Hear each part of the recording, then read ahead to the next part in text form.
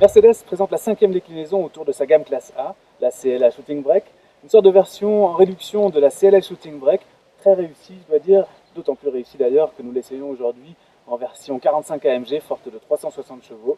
On va s'amuser, je crois, sur les routes autour de Francfort. Une chose est sûre, le dessin de la CLA Shooting Brake est probablement l'un des plus réussis parmi les breaks compacts du marché. Quel profil! Une formule qui fonctionne parfaitement, ce qui n'était pas évident au vu de la version coupé 4 portes dont elle découle, moins équilibrée. La version AMG adopte un bouclier avant spécifique avec un spoiler intégré et à l'arrière, elle reçoit une double sortie d'échappement.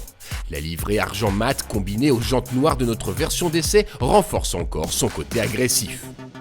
À l'intérieur, pas de surprise, on reste dans l'univers de la classe A avec la belle planche de bord typique surmontée du grand écran du GPS, toujours pas tactile. Une présentation d'autant plus flatteuse que notre AMG a droit à de nombreuses options dont un beau plaquage carbone et des baquets très sportifs, ce qui l'amène au-dessus des 80 000 €. Pas bien raisonnable pour une voiture qui reste basée sur un segment C. Certes, elle affiche des dimensions généreuses et un vrai grand coffre atteignant presque 500 litres, plus que sa grande sœur, la classe C-Brake. Mais l'espace de chargement souffre d'un accès moyen et surtout, ce sont les passagers arrière qui manquent d'espace aux jambes et à la tête, malgré une garde au toit en hausse de 4 cm par rapport au coupé 4 portes. Cela dit, on choisit une version AMG avant toute chose pour ses aspects dynamiques et là, Mercedes ne fait pas dans le compromis. Les hautes performances de la classe A45 AMG sont pratiquement reproduites ici et c'est une bonne nouvelle.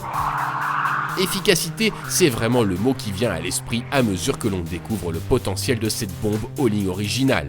Comportement rigoureux, réactif, reprise instantanée, elle gomme facilement ses 1615 kg, soit une trentaine de plus que la version 4 portes.